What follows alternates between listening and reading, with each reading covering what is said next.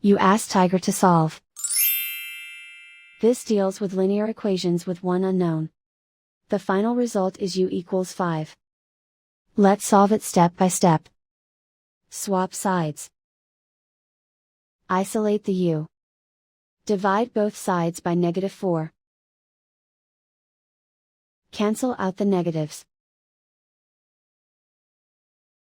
Simplify the fraction. Cancel out the negatives. Find the greatest common factor of the numerator and denominator. Factor out and cancel the greatest common factor. And so the final result is u equals 5.